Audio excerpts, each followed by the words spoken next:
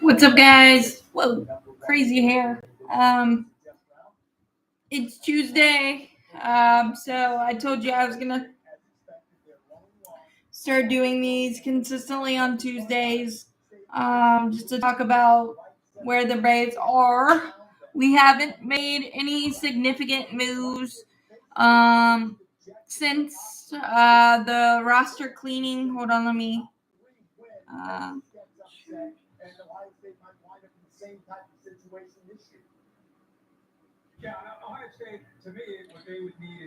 Let me share this so people can.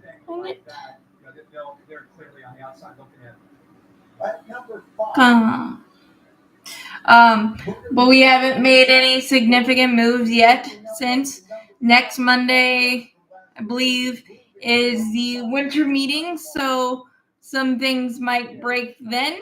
But typically, Alex Anthopoulos does a lot of his work early and then a lot of his work later, so we'll see, because there are still 9 spots to fill on the 40. So there's still a lot of questions. And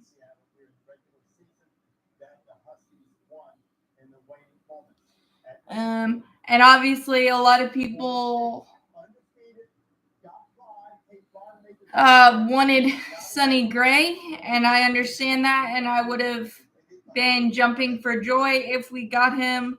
But age 34, 3 years, $75 million. That is 25 per year, 34 with the injury history. It made a lot of sense because of the shorter term deal. But the injury history, and if the injury history pops up again, that is hard to swallow. So I also understand why we didn't. I think there's still got to be some upgrades in the rotation. And that's not something that we don't know for sure. But Aaron Nola also, that was a weird contract, 172, 31. We apparently had 162, so he obviously wanted to go back to Philly, and no one can fault him for that because he's been there his whole career. And that one, you might be looking back and feeling a little bit of buyer's remorse, a little bit on that. So I'm not necessarily pounding the table saying Alex Anthopoulos is napping or any of that, because most of the time we don't know what Alex Anthopoulos is thinking anyway. So I don't think that it's a big probably. And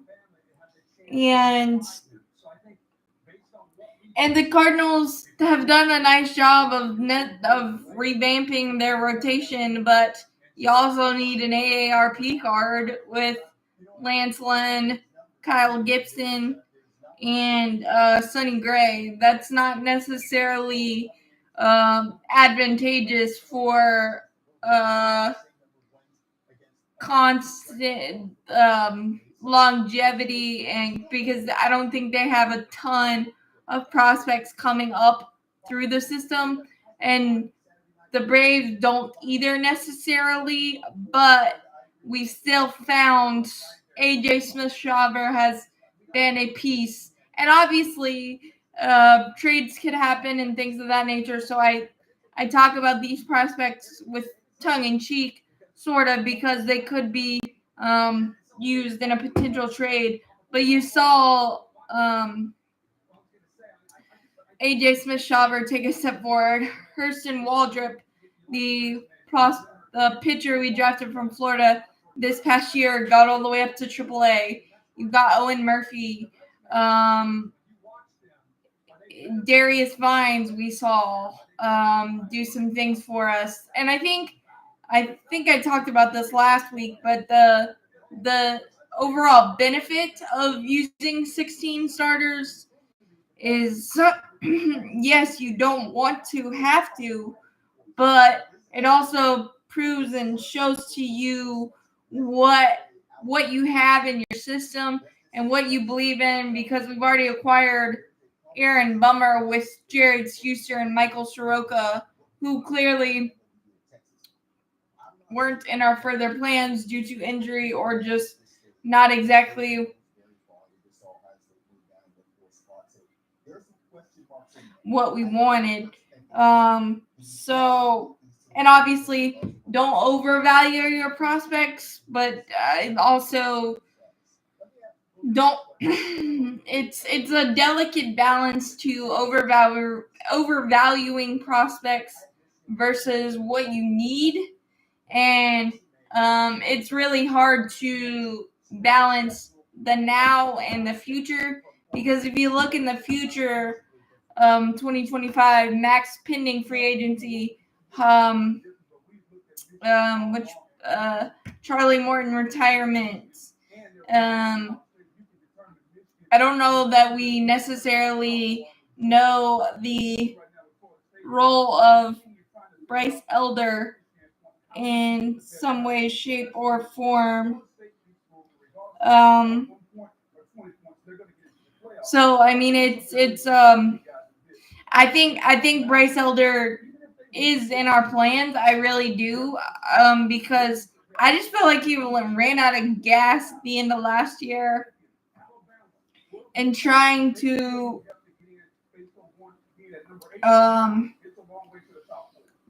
figure out what you are and how to manage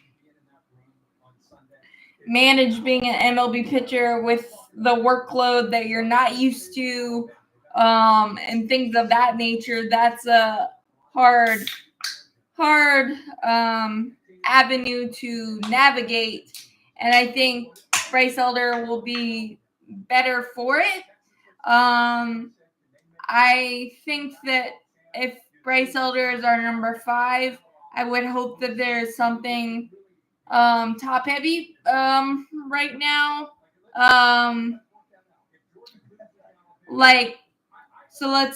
Because even if we add someone, or you put Ronaldo Lopez in the rotation, let's say, because you still have Max Fried, Spencer Strider 1, 2 this year. So whatever you add will be 3. So I think that's a thing. I do believe we will sign another starting pitcher. Dylan, I don't understand. I understand the infatuation with Dylan Cease, but he's literally only had one good year, only 2 years of control left. You can't guarantee a extension because of excuse me. I believe he's a Boris client, so that always is weird to me. Eduardo Rodriguez, I would love. Seth Lugo, I would love. Obviously, the Ohtani rumors are fun, and that we're a dark horse is ideal. And it's fun. Do I think it's gonna happen? No, but I mean, Seth Lugo, Eduardo Rodriguez, somebody I'm not thinking of probably is more likely. And the problem with Dylan Cease is you're gonna have to trade.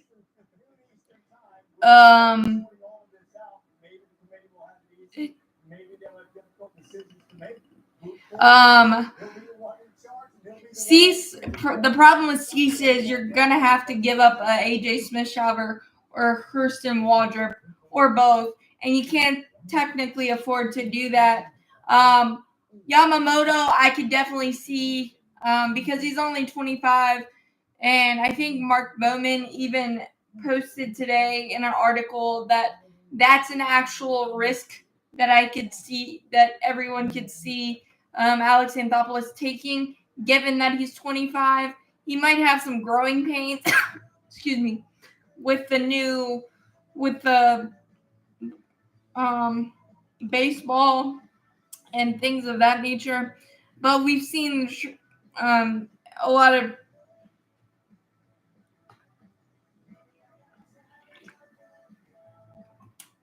of transition with that, and I would be intrigued by that because he's been very, very, very, very successful. And I think if you do a 7-year deal there, because he's only 25, it doesn't occur as much risk as a Blake Snell or a Aaron Nola or a Sonny Gray, having a lot of mileage on the arm and things of that nature. So Yamamoto is definitely an interesting thought. And yes, I think we're going to add starting pitcher, but it might not be who we're thinking, because it usually never is with Alex Anthopoulos. And it might be a interesting hybrid type of, like a Ronaldo Lopez. It might be something like that. Glass now scares the bejesus out of me with his injuries, because they've just been so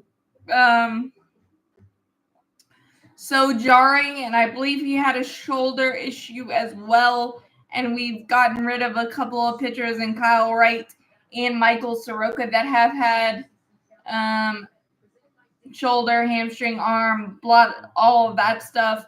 So yeah, it's probably going to be something less splashy and probably something we're not expecting. But also, you can never tell. Chris, if you're still in here, thank you. Doing great. Just ready for a lot of more moves to happen and to report on them and have fun with it. But thank you for the kind words.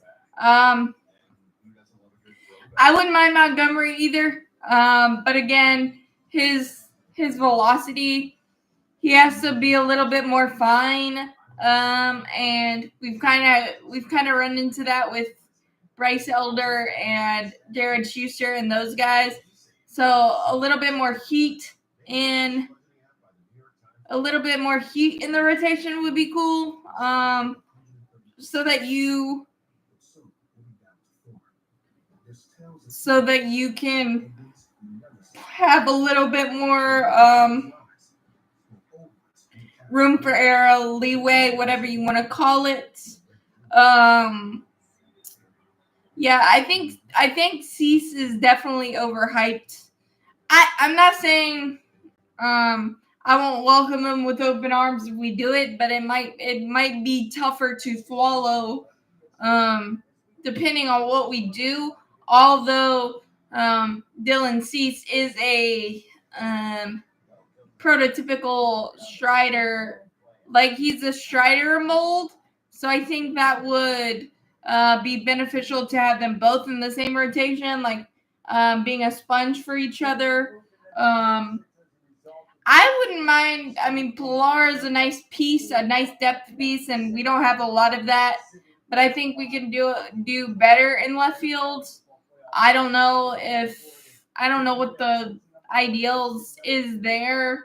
I thought maybe Lourdes Gurriel Jr. has been on my mind for left field. I don't know that for a fact. I was thinking Teoscar Hernandez, but the strikeouts are way too much. But again, and Jason Hayward went back to the Dodgers on 1 year, $9 million. I think, again, I like Jay Hay, but I think we could do better than that. And honestly, I forgot about Montgomery before you mentioned him, Joseph. Bellinger is going to be probably way too expensive. His projections, the last time I saw them, were 12 for 264. So I doubt that. I doubt that in a huge way for us. The Padres are in a terrible spot with their revenues and stuff. So we'll see, interestingly, what they're going to do. They might be the wild card of the offseason because money-wise, payroll-wise, all that, having to get a loan and things of that nature. And maybe Joe Musgrove.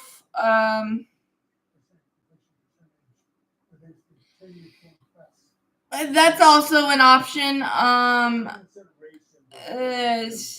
That's also an option. But like I've said prior and in a lot of videos, I don't know why we didn't try Von Grisham in left field last year with the lineup that we had, and losing EY to the Angels, being the outfield guru that he is, was a little bit shocking. And I don't hate the idea of Von Grisham in left field. I just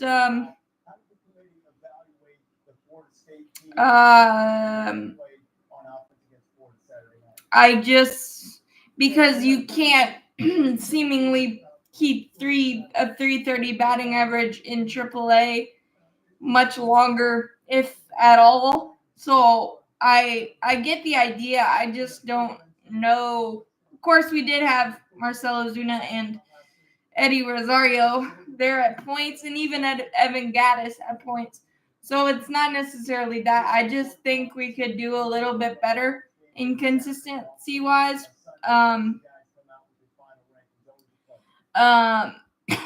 Yeah, the third base and first base coach should be interesting. I don't know what kind of angle we're thinking. Nathan, did you mean to say something other than Jay?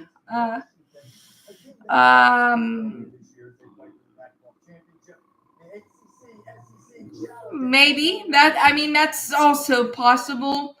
And you could flip Arcia back into the utility role with his pretty good contract. I think there's too much to think about that's on the table, and I am terrible at speculation. I think another wild card in terms of the offseason and how it could shape is the Brewers.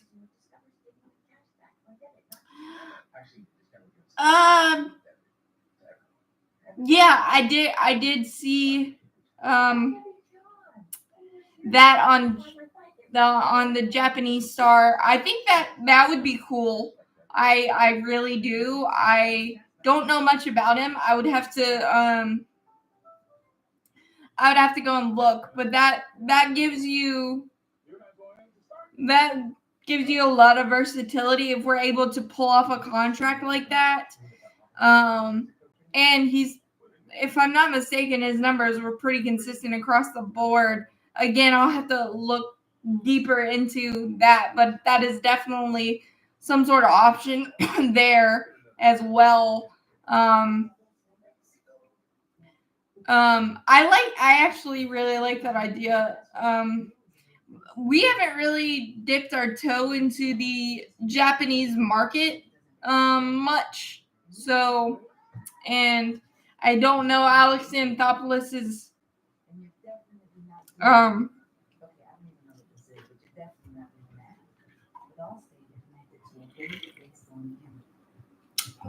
preference, on that, but I think that would be very, very interesting. And maybe Ha-Seong Kim from San Diego as a shortstop, and then you flip Arcia back into their utility role or something. But yeah, I think that Jung-Ho Lee is a dark horse, maybe, for sure. And that's a really, really, really good point. And that's a contract that I think we would definitely be willing to do. I have a hard time believing that we're a dark horse for Shohei Ohtani, but it's really cool to think about. I did see some speculation today because Marcelo Ozuna is on his last year of his deal. Um, um,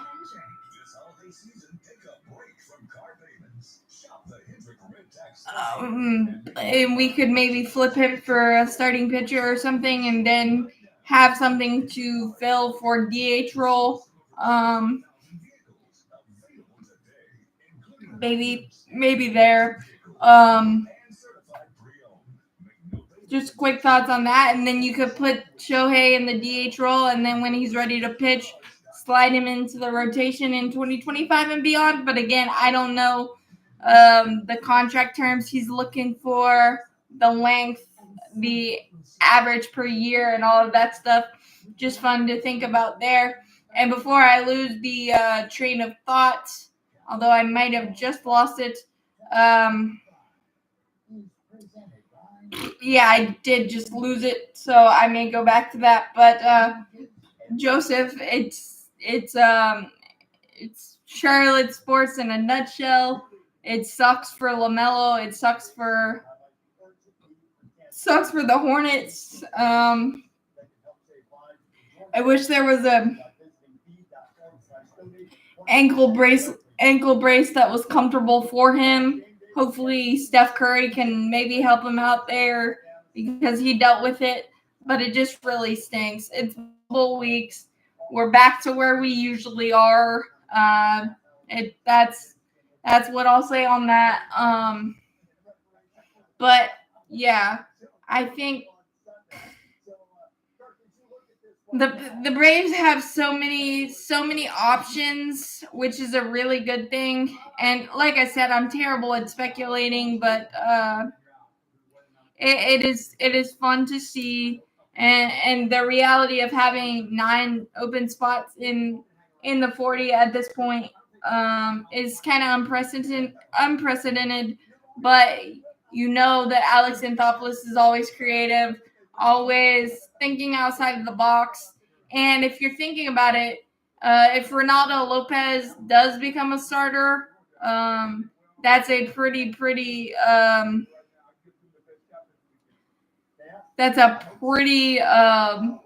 cheap in comparison. It's what, 4 this year, 11 2 straight years. The next 2 years, if he's able to be a starter, a little bit more consistent. I don't know, but either way, he is going to be an asset, and I'm excited to see how that goes. Waldrop definitely has a chance, but I don't think the Braves necessarily want to have a Bryce Elder stuck with Bryce Elder in Game 3 because of pitching injuries, and that's why I think that we're stocking up in the pen for sure, and I think that's a definite strategy, and hopefully Brian Snicker will be able to use his guys more liberally and not wait too long or pull them too soon with the depth and versatility that is in our bullpen right now, especially with 4 lefties. And I don't know, you could also deal from the strength of the bullpen with the rarity of four lefties for sure. But there's so much like I keep saying, there's so much on the table. And I'm gonna be interested. Willie Adames may be a place to go. Freddie Peralta maybe.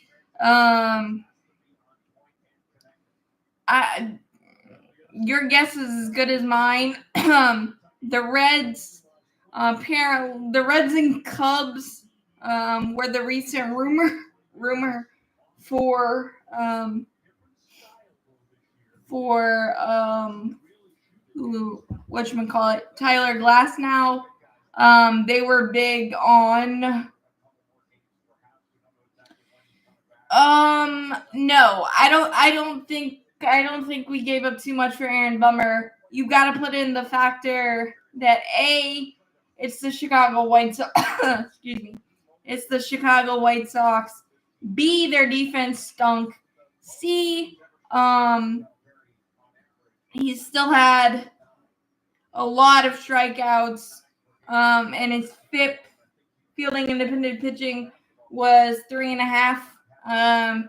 So his ERA, there was a lot more to his ERA than just the 6 ERA. Tons of strikeouts, very little walk. I mean, probably a little more than he'd like, but and the only perceived value there that we gave up, that I was a little sad that we gave up, was Nicky Lopez for depth purposes, but Jared Schuster didn't do too much for me. Michael Soroka deserved a fresh start. I can't remember who else we gave up, but no, the only person of value in that trade to me is Nicky Lopez, because he was such an elite defender, and we got a lot out of his bat as well. But it was $4 million, and in the roster cleaning that we did, that was just very important. And also, Aaron Bummer gives you depth in the left-handed pitchers, considering Tyler Matzik and Dylan Lee are coming off injury and significant injury. So still having two quality left-handers in the bullpen, and whatever you get out of Tyler Matzik and Dylan Lee is an extra bonus, and may even deepen your bullpen per that fact. So no, I don't think. And I think ERA is a thing, and it's valid, but I think it gets overblown for sure, and it's a little not fair. That's a stat that's definitely overblown in my mind, even though I don't necessarily understand the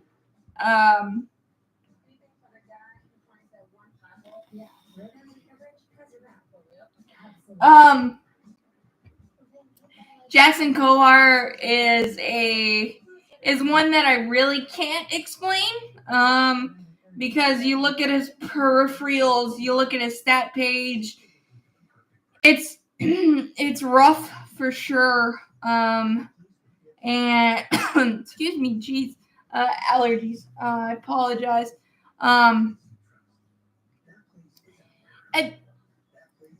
Jackson Kohar is hard to explain for me, but what I do know is that Kyle Wright's shoulder must look terrible, must look like mincemeat, and his price tag through arbitration is going to go up significantly in the next couple of years, and clearly Alex Anthopoulos and company just weren't confident in the shoulder, and honestly, I'm not confident in the shoulder. Jackson Kohar is a work in progress, and maybe we can sprinkle some magic.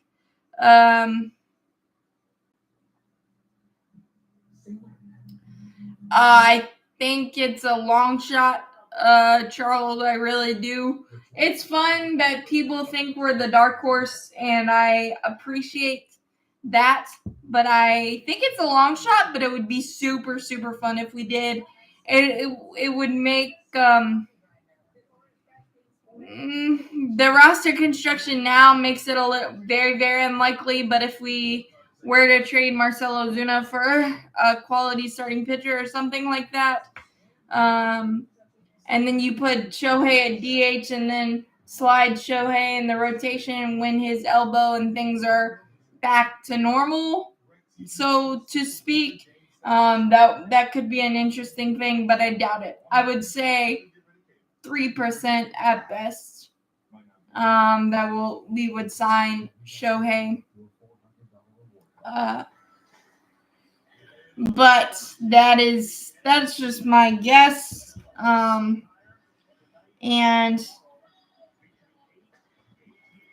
it is very interesting. When's the last we did add Chadwick Trump. Sorry.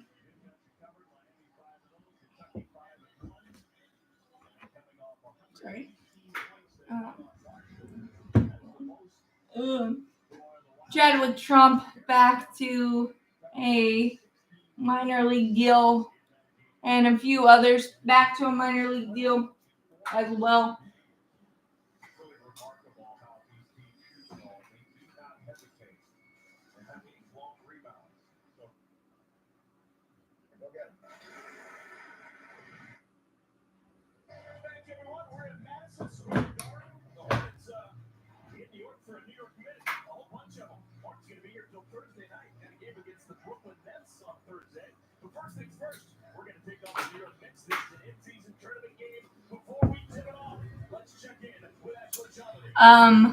But I think the winter meetings will be very, very, very interesting because I think Juan Soto will probably be traded.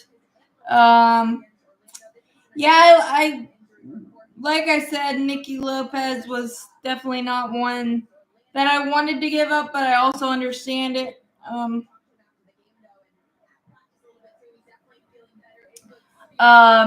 Ronald Acuna Jr. is crushing the winter leagues because, of course, he is. So that's awesome to see for him to continually getting better. So that's very important. Nicky Lopez I wanted, but I think paying $4 million for a guy that's majority on the bench, that may have been too much. And if you were gonna non-tender Michael Soroka and Nicky Lopez a little anyway, it was nice to get something. And another thing on the Bummer trade, if he's under control until 2027, I know there's a couple of options, but we have those options. So depending on how this year goes, you can make that decision that way.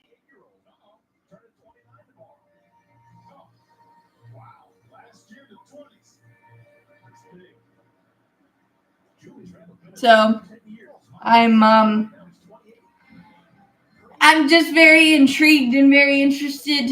I think the Jackson Kohar thing. Jackson Kohar could be used in another trade or something, or we could find the magic. I mean, we found some magic with some players before that other people couldn't find, aka Jesse Chavez,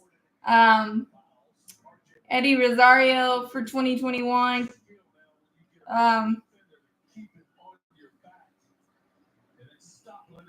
No, again, it's the same mold of Michael Soroka, Kyle Wright. Shoulders are about as the most unpredictable injury you can possibly have. And again, with the depth that we have in the right side of the bullpen, with Iggy, with Pierce Johnson, with Ronaldo Lopez, with Jimenez. I mean, he's expendable, and not knowing what he's gonna be with his shoulder and injury prone. No, I think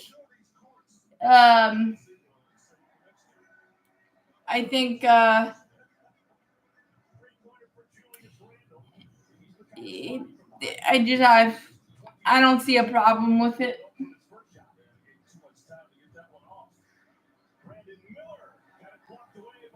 So, again, I know that there's still a lot to be decided for every team, but especially ours with so many spots open. And I know I keep reiterating that, but everybody wants instant gratification and a lot of trades, a lot of deals. Takes two to tango, and a lot of our and Alex Anthopoulos is always methodical, and he's gonna do it because he thinks it makes the team better. You're not always gonna bat 1,000 on them, but he's also not gonna make a knee-jerk reaction trade just to make a trade. So I think that's the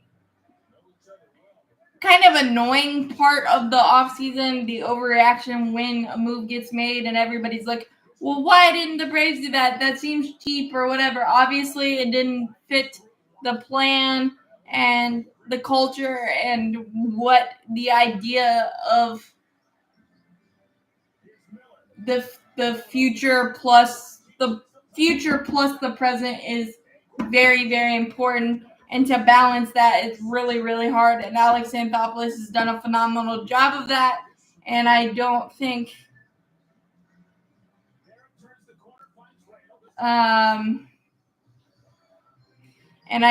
that is going to that's not going to change. So and whether we like or understand moves, sometimes Alex Anthopoulos knows the Braves better than we do. So I try not to overreact or any of that nature to it all.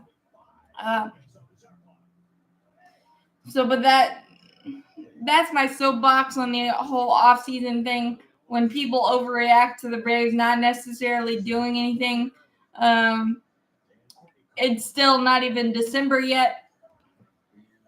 And like I said, the winter meeting starts next Monday, December 4th. So it's going to be very, very interesting and intriguing for sure.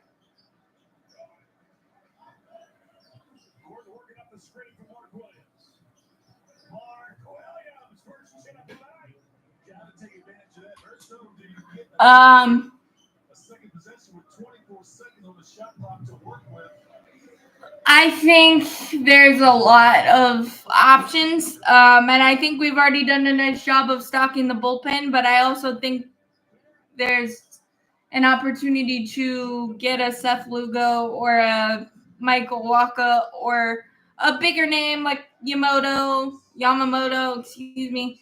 I think it's with pitching, because we had 16 last year. We used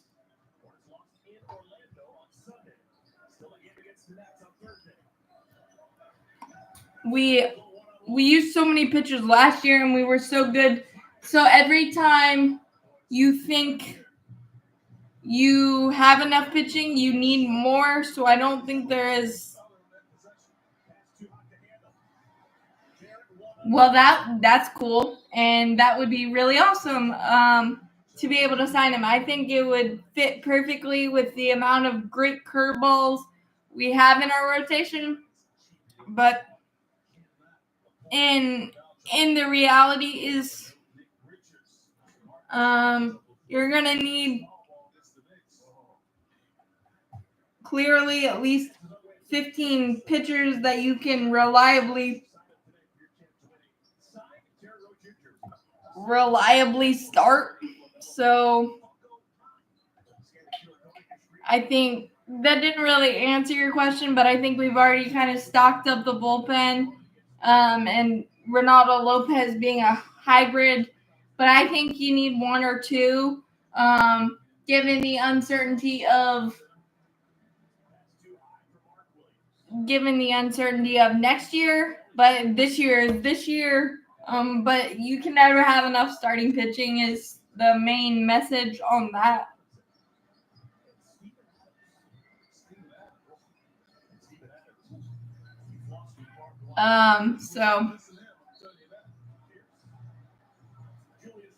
But that's just the ultimate opinion there.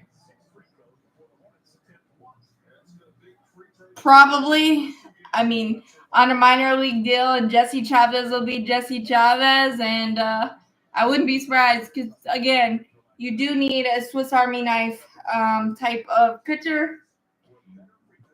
Excuse me, and multiple of those is certainly a luxury. So, yes,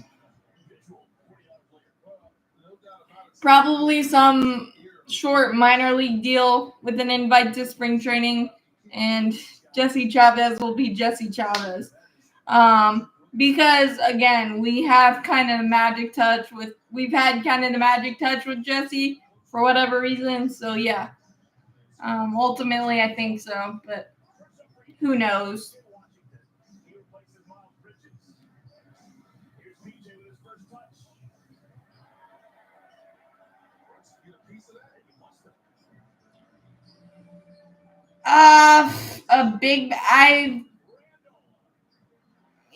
Not necessarily. I don't know of a big bat in my brain.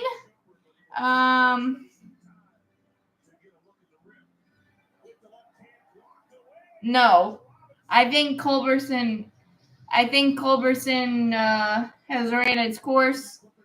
And maybe as the pitcher, that although that's really weird, I don't think so.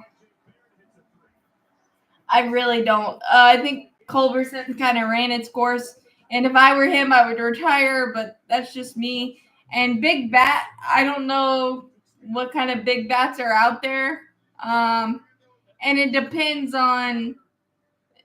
Because our lineup is pretty set, except left field. If you go platoon or a bigger bat there, I don't know if I like Soto necessarily, but that's there. Ohtani depends. Lourdes Gurriel has been my top target. I've talked about him a little bit, but yeah, big bat. I'm not sure. For some reason, Bo Bichette has been bantied around as a possibility for the Braves at shortstop. That's a big bat. Plus, that's a serious speculation. Just throwing darts at the wall, see what sticks. That would be very, very interesting. I don't see it, but that was out there today as well.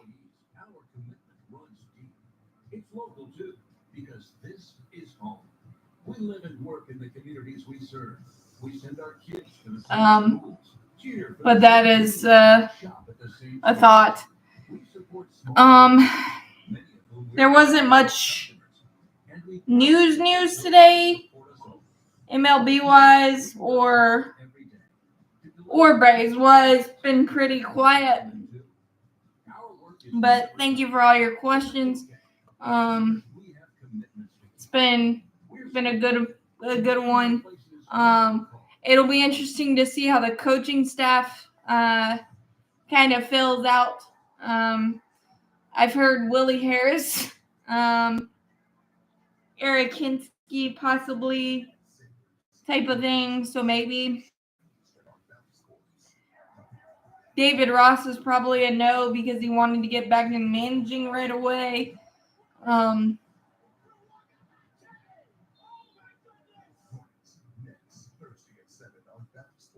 But that's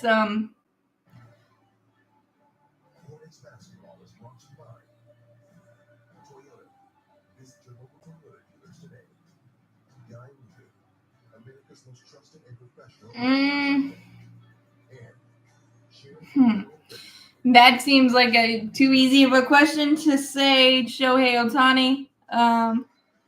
Because if it doesn't affect anything, no matter who I pick, that's the hybrid of hybrids. Plus,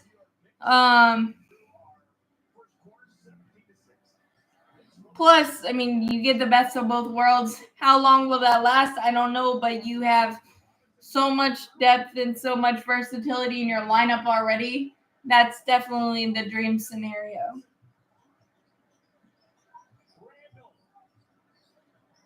for sure. Just my idea there, but yeah, pretty easy answer for me because I just love watching Shohei play, and adding that to our mix would be, I'd probably faint if that actually does happen. But since it doesn't affect anything, yeah, Shohei Ohtani is my answer there.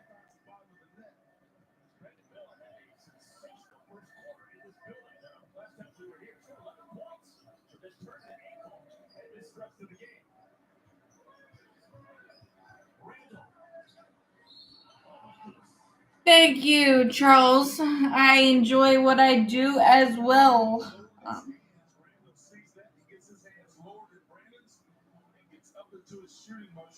I'm very. Um,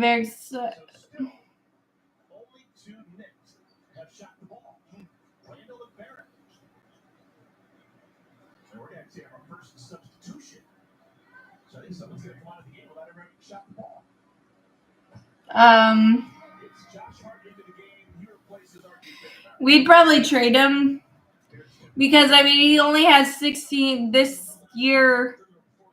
He has 1 year left. I think it's 116. So yeah, we probably could trade him.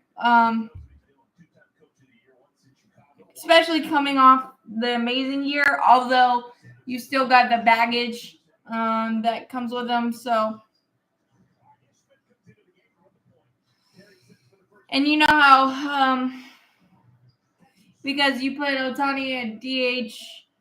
I would assume it would be trade Ozuna, but like I said earlier, we've had Eddie Rosario, we've had Ozuna, and we've had Evan Gattis in left field. So there's a you stick different people there. It's not necessarily my favorite idea, but yeah. But I would say the more logical idea is to trade Ozuna, but I don't know that anyone would take that.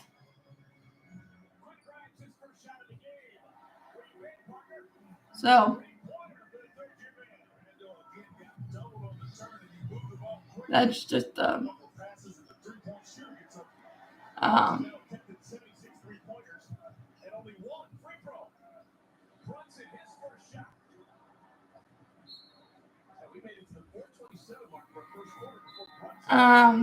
but yeah.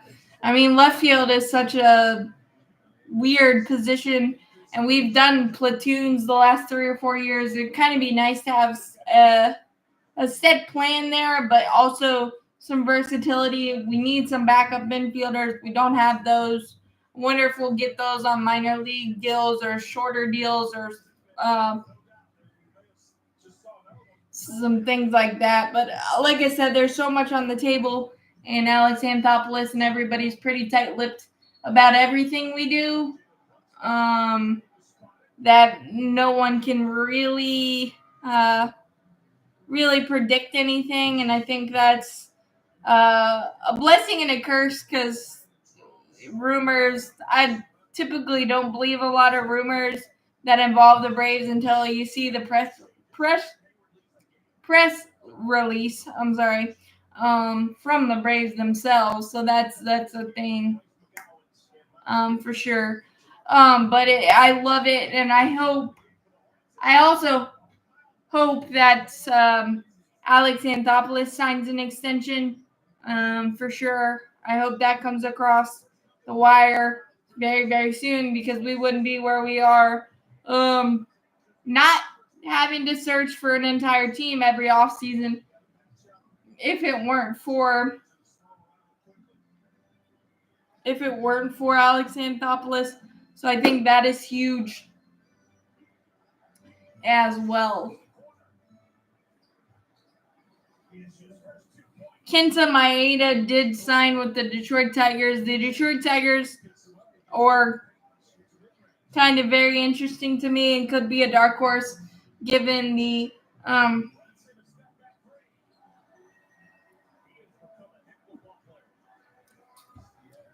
given the young talent they have coming up, the young talent they have in their rotation. and getting Jason Benetti as their commentator is a big get for them as well, and I think it's huge. And I think they could be a dark horse because the Central is always a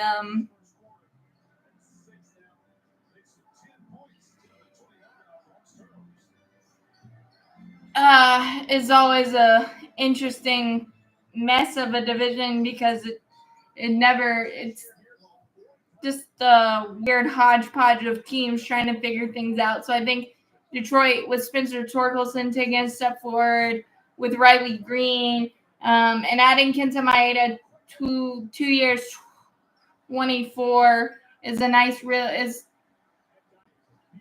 it's really nice veteran get for them. So that's a team to possibly watch. And the Reds also, I think Jonathan India will definitely be traded. I'm not sure where with all of the prospect infield depth that they have.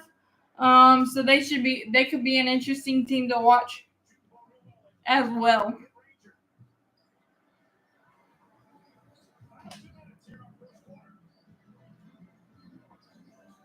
Um,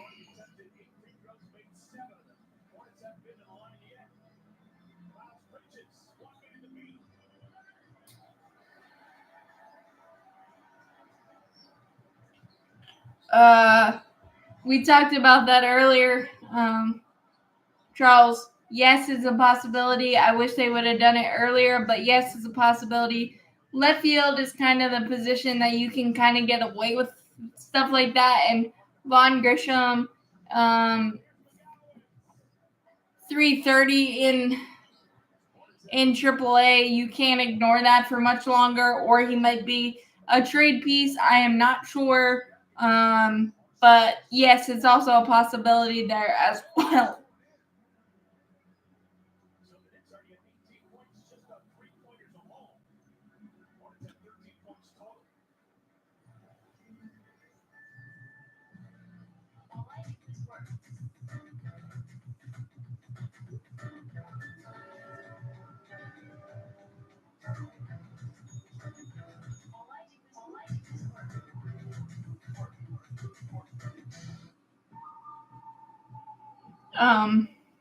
So yeah, that's definitely a possibility. I think the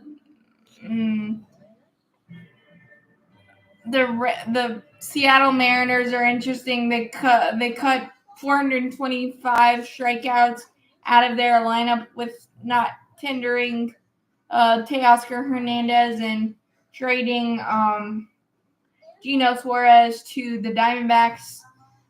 So that's kind of an interesting one. The Diamondbacks are an interesting team as well, and I think they've done a nice job so far.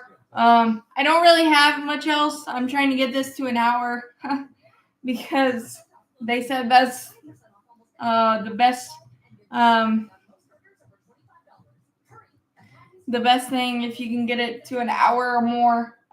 So just trying to kind of fill time and we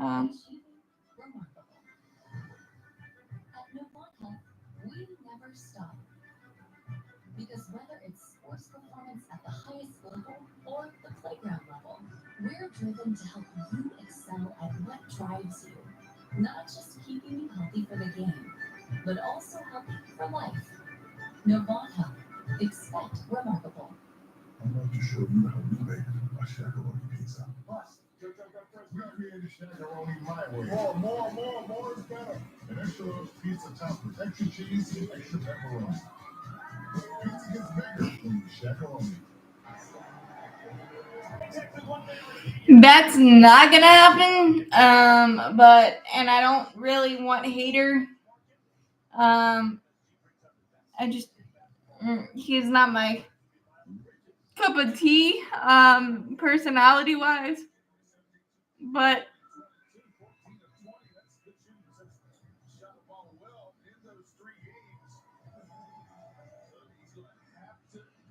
no. I think I'd rather just sign Yamamoto and maybe find depth more depth pieces in the bullpen. Because we don't need much more in the bullpen, in my opinion. But that's a crazy, crazy hypothetical.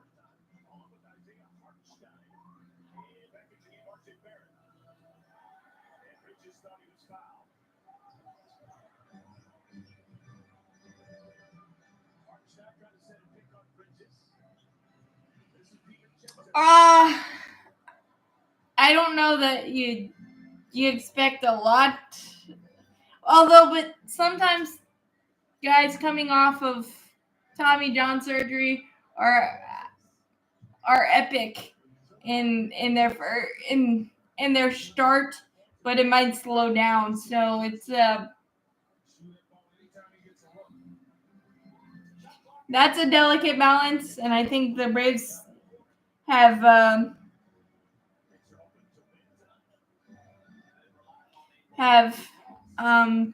been able to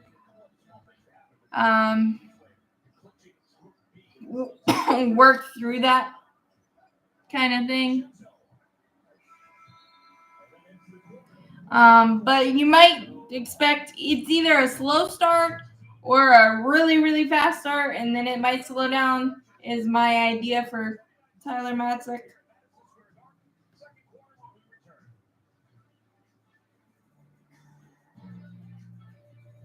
On that front.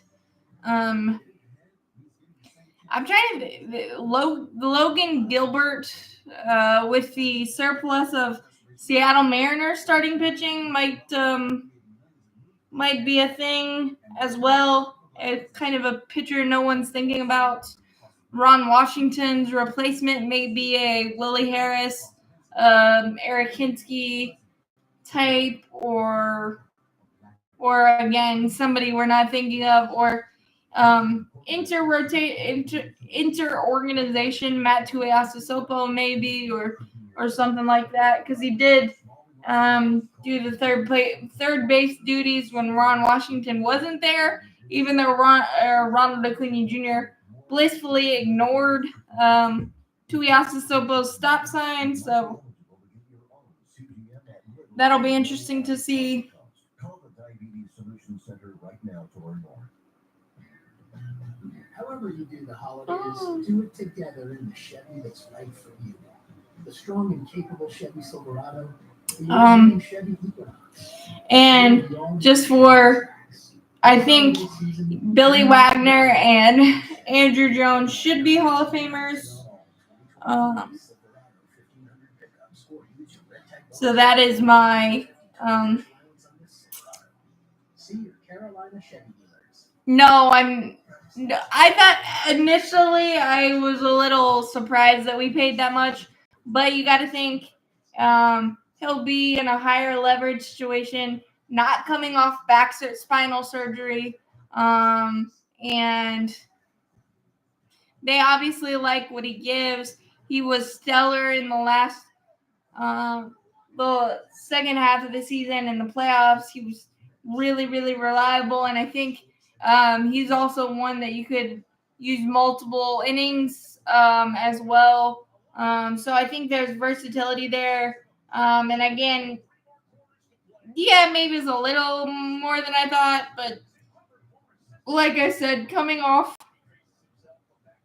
I think will have a more established role.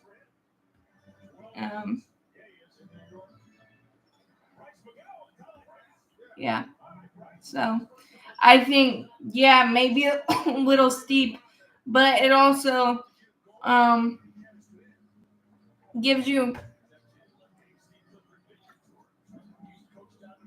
insurance for people that possibly could leave next year. AJ Minter, and the bullpen's always a thing that's a revolving door. So as much depth and versatility as you can have is always a good thing.